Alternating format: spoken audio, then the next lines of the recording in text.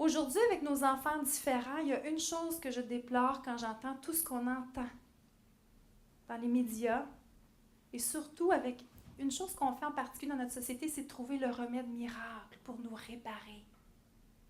Aujourd'hui, ça ici, c'est devenu trop accessible. C'est devenu la première solution. Et en fait, je ne suis pas contre la médication. Je suis tout simplement contre cette seule solution.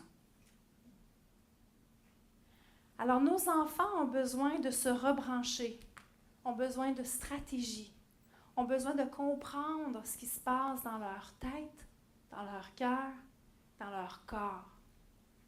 Quand on a fait ces projets-là avec les enseignants et avec même les tout-petits, 2, 3, 4 ans, on commence à leur montrer très tôt à ressentir et à leur permettre de bouger pour libérer les tensions, l'anxiété. Et ce qu'on a noté, c'est que l'harmonie s'installe dans la dynamique de la classe.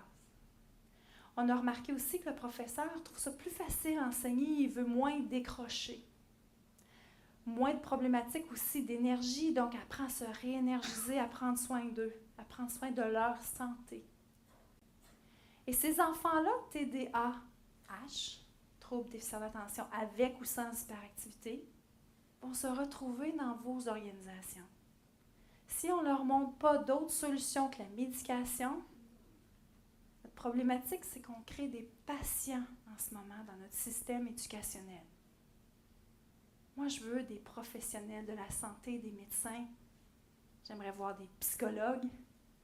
Mais j'aimerais surtout créer des gens qui vont être actifs dans notre société et moins de patients.